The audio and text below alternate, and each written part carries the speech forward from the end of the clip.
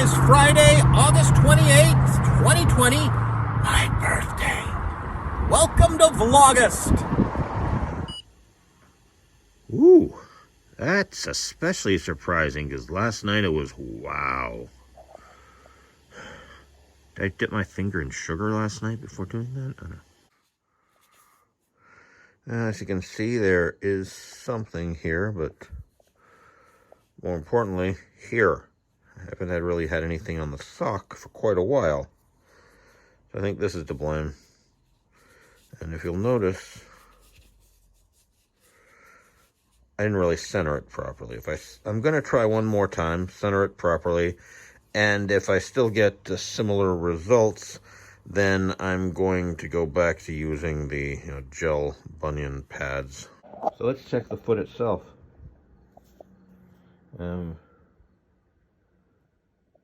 Definitely healing, but that worse? The same? Better? I don't know. Gonna take a shower now. Yes, it really is my birthday, and if you want to know how old I am, check my IMDb entry. Also, lovely coincidence, I'm actually going back to that drive-in tonight to see Bill and Ted Face the Music. I'm a little disappointed with the studios and distributors that they didn't exploit drive-ins more. I mean, the drive-in opened with, maybe I'll insert the name of the film that they showed. That was a special preview for an Amazon Prime film, but mostly it was just stuff that's already been in the theaters. Like, come on, just release your stuff to the drive-ins. Stick it to AMC there. Are they going to ban all of your films now? Huh? I'm not going inside an indoor bull stuff theater anytime soon. That's what I'm saying, but yeah, it's been a little while since I posted one of these videos to the Facebook group. Partially as I have been getting off topic in some of these. I mean, I've shot video. I want to get it off my phone. Come on, doing a video every day for a month is a great opportunity to do that. But, I think I'll explain my thoughts about my incompatibility with VLAUGUST on the 31st here. In the meantime, though, the suggested topic for this week the final week is spiritual health. I don't know how good a fit I am for that. I've noticed other participants have been quoting the Bible. I'm more likely to quote Chris Rock or George Carlin. Both of them are at least philosopher-style comedians. It's like, Jack and Jill went up the hill. And if you're as old as I am, you'll actually get that reference. Maybe Douglas Adams or William Goldman, but I guess spiritual doesn't have to mean religion, but I've been a bit soured on religion since I went to a Catholic high school, really, but, and lately, people using religion to justify all sorts of things. I've been a liturgist at my parents' church, and I may be again sometime in the future, not right now. Sorry, I keep doing that.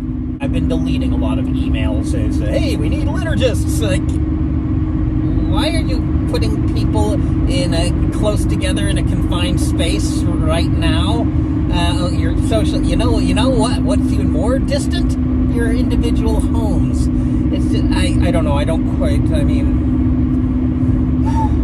Sikhs are actually shaving their beards. Okay, I don't know what my religious beliefs are, and maybe as I pointed out, though, spiritual and religion might not be the same thing. But I've noticed emotional and mental health, to me, those are linked to maybe a spiritual health to some extent. Yeah, I mean, I'm not doing the best job necessarily, but one thing is avoiding social media, snoozing people who on social media whose posts get me too riled up. I've almost never engaged people on social media. You just saw the previous video, with the swearing. Also, staying in as much as possible, and I think it is helping that I'm no longer sleeping in the cellar, where the dampness is really the thing. It's I shouldn't say this; it'll suddenly get another heat wave, and I'll have to sleep in the cellar again. I also changed my bed sheets finally. That helps. That kind of freshens things. Also should do more cleaning in the house. I'm not the cleanliness nut my mother is, obviously, but there is something psychological about the house being too dirty or too messy. Also, a thing about somebody else cleaning it for you when you can't find anything to remember, well, I was in the hospital getting my toe amputated. That was in 2013, and my parents decided to come in and clean my house for me, which was nice, but I couldn't find a lot of stuff, and my dad was there. We found 6 pairs of sunglasses!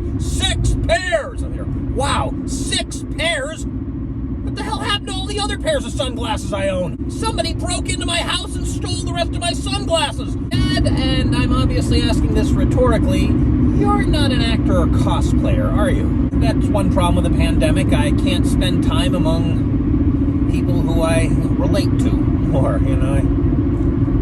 Mostly around strangers who have their noses sticking out. Or, I have friends, but, I have different common interests among different friends. I wish I could do more theater. There have been some online auditions for some online stuff that I really should have looked into more. I don't know. I mean, I've gotten over the stage fright of going in person to things. Well, not yet for musicals. At one time, I auditioned for a musical. Really need to do that again sometime when it's even possible. I mean, hey, I'm preparing for a play that might not happen, right? But yeah, you already know my contingency plan joke. I don't know if I'm really doing the best job here talking about spiritual health. Even really mental health, considering I'm coming off like George Costanza, rageaholic. There's another reference people might not get. Oh well, on to talking about today's task and going off the topic, because that's just what I do. What I want to do today is finally finish reading a few things which I've been not finishing. First of all, this is the Criterion Blu-ray of The Magnificent Ambersons. This was Orson Welles' follow-up to Citizen Kane. And like most Criterion releases, it has a booklet. I want to finish reading this booklet. And one of these days, maybe I'll do a more thorough review of this film, unless Dominic Noble beats me to it. And I kind of hope he does. He'd do a better job. I do want to say 2 things about this. First of all, if I hadn't known that the film was edited by the studio without any input from Welles, I might not have known it. It's that good a film, despite studio interference. The other thing is, it struck me that everybody was white, except for a few black servants. Then again, it's set in the early 20th century in Indiana and focuses primarily on a rich, privileged family who pretty much live in a gated community. So it's an unfortunate historical accuracy.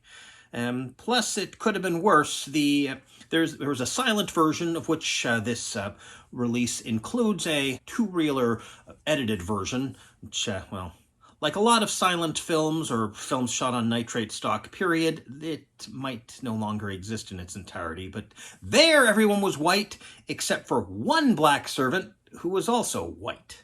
Yeah, it wasn't Al Jolson levels, but, well, the makeup might actually have worked if his features or his hair had been the slightest bit African. I mean, it looked like Buddy Hackett stood too close to a tailpipe in a Hal Roach comedy. Tying into eventually wanting to do a full review of this movie, I'm reading the book here, and I want to finish the introduction. There's only about 6 pages left. It shouldn't be too hard. It's a long introduction. It's an interesting introduction, which is why I didn't skip it. And next, well, another thing.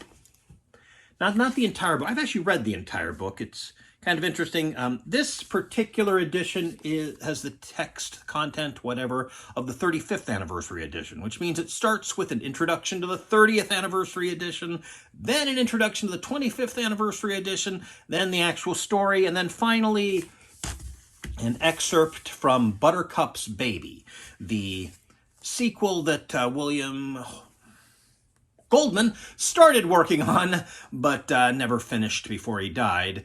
And the last part there, the Buttercup's Baby part, is the thing I want to finish. And I want to comment a little on this.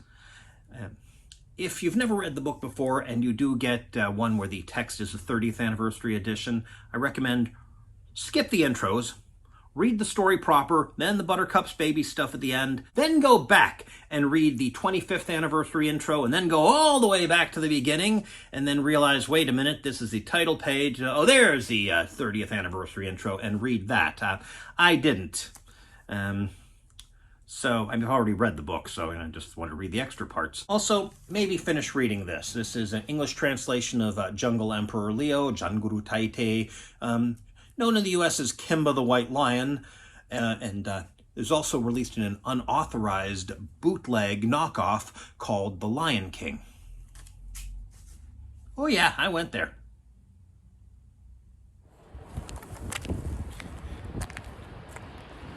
Wait till those guys pass.